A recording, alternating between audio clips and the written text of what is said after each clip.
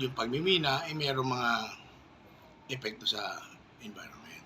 However, alam niyo naman, with the presence of the new Mining Act, of course, kung doon nagsimula yung bagong paradigm, ngayon pa lang nagmamaterialize kasi yung mga nag-operate doon, mga 1995, ngayon naman nagsasara ng during that time, pini-implement naman na nila yung mga mitigating measures para makikita natin na may mga minahan na ngayon na re-rehabilitate, hindi na siya napapabayaan.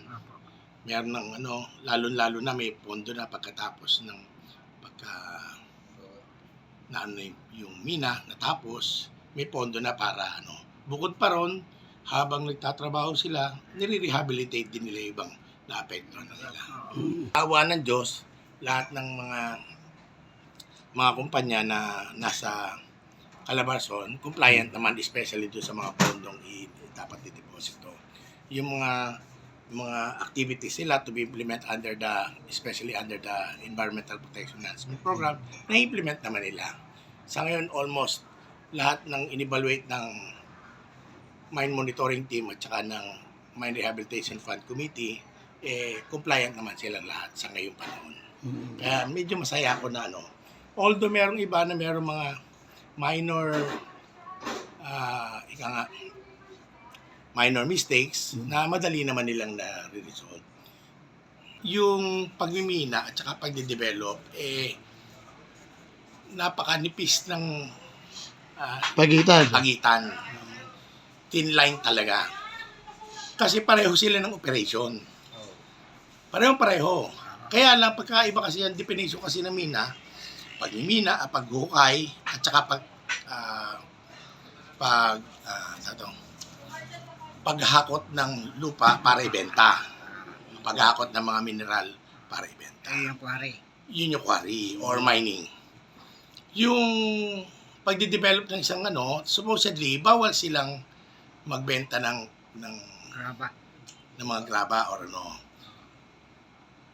nagkataon lang kasi ang mga LGUs, especially the province, inalaw nila yung ng mga incidental ore. Ibig sabihin, kaysa itambak yung lupa dun sa na tatanggalin nila, kunyari papatagin nila, kaysa itambak nila, ipinamimigay na lang nila or sometimes siguro na napapalus nila na ibebenta.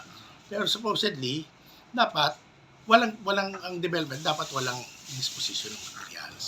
Kaya lang nagkakaroon nga ng disposition kasi pinayagan ng LGU para nga naman kaysa itambak mo, magkakaroon lang ng environment.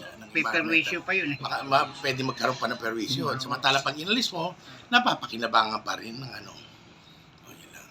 Remember that yung pag-aalaw ng pagmimina is provided by the national law. Hindi natin pwede basta-basta ipatigil. Kinreate yung batas na yan para mag-guide yung pagmimina. Meron kang batas sa sinusunod. Alam ng national government na parte ng buhay natin yung pagmimina. Hindi natin, whether we like it or not, parte ng pamumuhay natin yan. Ngayon, hindi natin basta-basta pwedeng, kung kami ang gagamitin na dahilan dahil bawal pagmina, nagbigay kasi ang batas ng mga regulasyon, nagbigay ng mga alituntunin, di ba, na mga requirements na dapat yung pag na-comply nila yon, wala kami magagawa kundi ibigay. Kasi nakalagay sa batas kung especially may mga requirements naman pagka sinasubmit,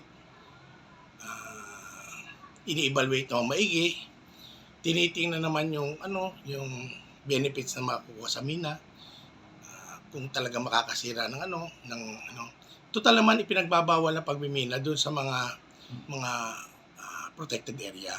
Ibig sabihin yung mga lugar na hindi dapat minahin. Yung mga forest land lang naman. At the same time, makikita naman na pinapalitan naman yung mga puno na sila.